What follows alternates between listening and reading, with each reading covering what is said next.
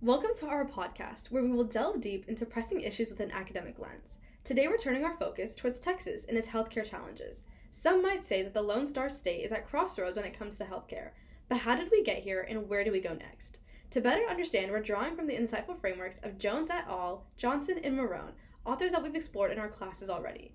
Their perspectives will guide us in unpacking the complexities and underlying narratives that shape Texas healthcare's landscape. So let's embark on this journey, and thank you so much for watching. Alan Johnson's theories on social systems and power dynamics provide valuable insights for gaining a deeper understanding of the healthcare landscape and health outcomes in Texas. These theories underscore the pivotal role of social structures in shaping health outcomes, particularly in a state as diverse and complex as Texas. Factors such as income inequality, racial discrimination, and limited healthcare access contribute to varying health outcomes within marginalized communities, especially racial and ethnic minorities. In Texas, social determinants of health, as emphasized by Johnson, exert a critical influence on individuals' well-being. These determinants encompass economic status, educational attainment, employment prospects, and accessibility to healthcare systems. Disparities in income and education lead to unequal access to healthcare, resulting in health discrepancies among different demographic groups. The state of Texas faces persistent healthcare challenges, including a high prevalence of uninsured individuals, chronic diseases, and obesity. Alan Johnson's theories provide a valuable perspective by emphasizing that these challenges are not solely a consequence of individualistic choices, but are profoundly influenced by systemic factors within the healthcare system and related policies. Power dynamics and social structures play a significant role in the distribution of resources and opportunities, further excavating health disparities. The Texan political landscape shaped by power structures significantly molds healthcare options. Political decisions such as Medicaid expansion, budget allocation, as well as gender-affirming care and abortion rights have the power to either expand or restrict healthcare access for different groups. Johnson's theories suggest that individuals with more influence in terms of politics have a greater say in shaping healthcare policies, potentially leaving marginalized populations with fewer and constricting outcomes and perpetuating disparities in healthcare access. Language and citizenship barriers contribute to healthcare disparities in Texas, with individuals who have limited English proficiency or uncertain citizenship status facing difficulties in accessing resources.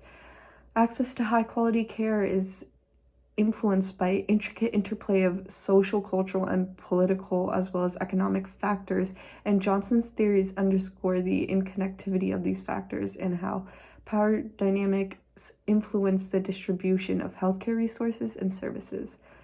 Alan Johnson provides a comprehensive framework for understanding healthcare and health outcomes in Texas, highlighting the profound influence of social systems and power dynamics on the healthcare landscape. One of the most important frameworks that we have to consider when it comes to health is Jones et al. In a short summary, Jones argues that health is to be looked at in a social context, and the way that we define certain diseases and illnesses changes over time as our society changes. He argues that the distribution of diseases is based on a lot of social factors such as age, ethnicity, income level, and other factors, and overall access to healthcare and resources. This framework is extremely true in Texas, as there are a multitude of health issues. The first issue that we can examine by this framework is abortion. Let's start with a question for our viewers first. Who knows what year abortion was legalized nationwide? 3, 2, 1. It was 1973 after Roe v. Wade has passed, and it came after a fight where society and the Supreme Court deemed abortion to be a woman's choice and hers only. That stayed the same until recently, when Roe v. Wade was overturned and it was up to the states to choose whether to legalize abortions or criminalize it. Texas was one of the few states to criminalize, or one of the first states to criminalize abortions.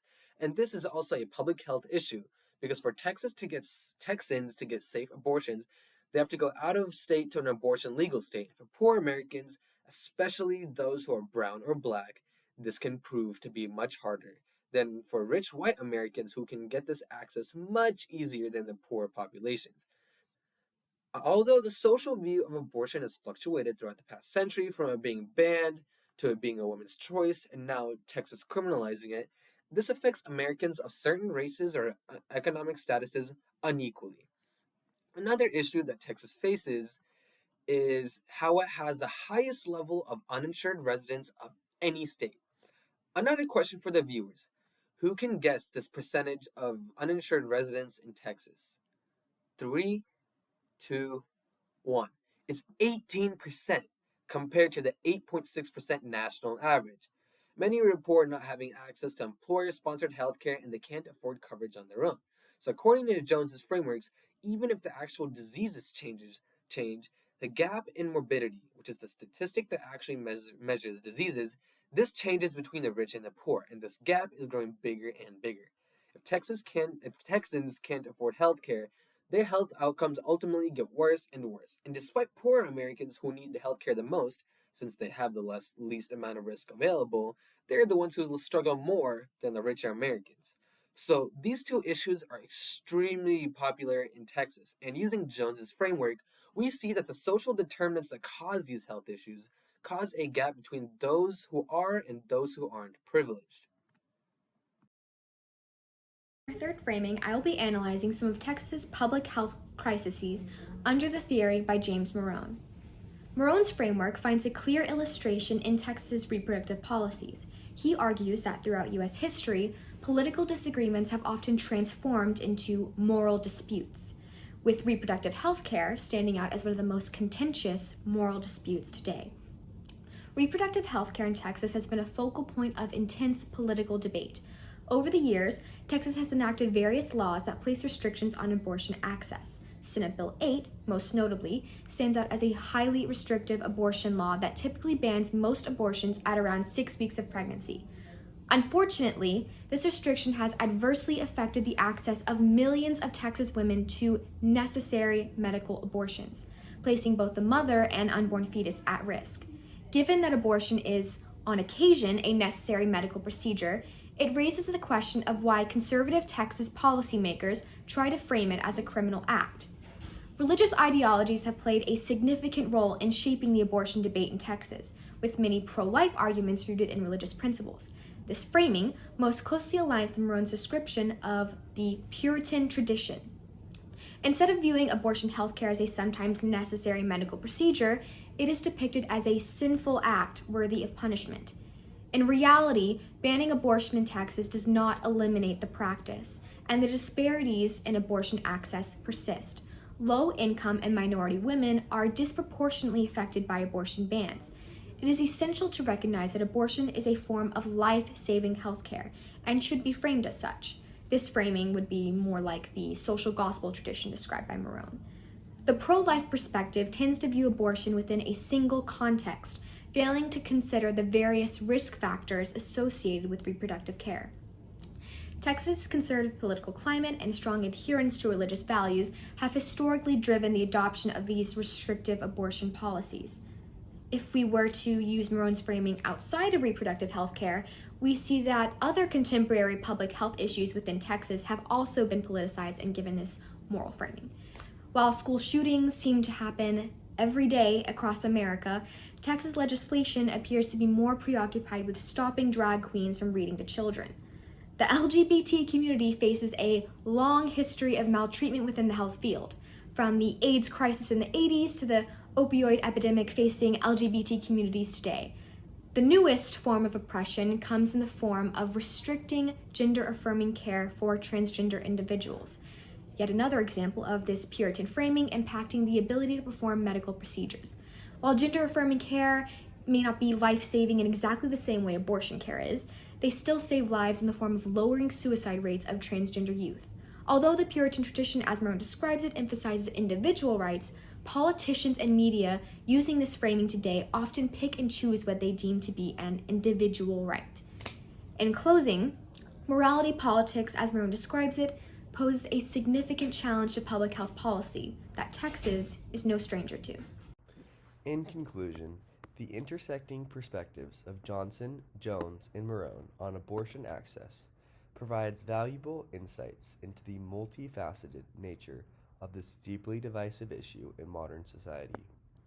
Johnson's unwavering pro-life stance underscores a commitment to the sanctity of life rooted in deeply held moral and also religious beliefs. On the other hand, Jones highlights the paramount importance of a woman's autonomy and reproductive rights, advocating that a woman has the right to make choices about her own body rather than the government.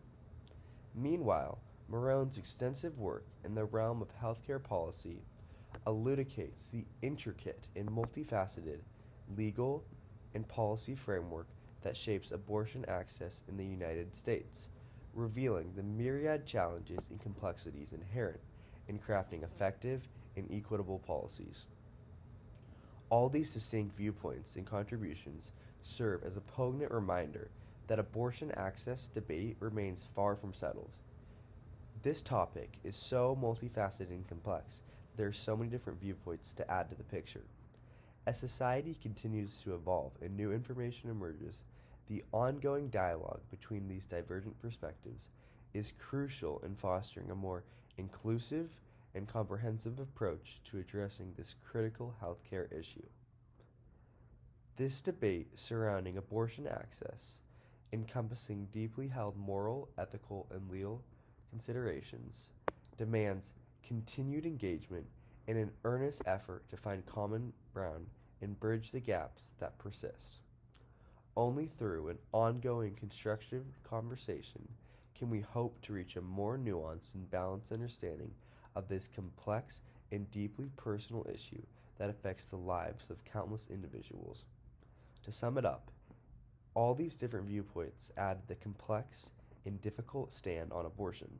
Thank you.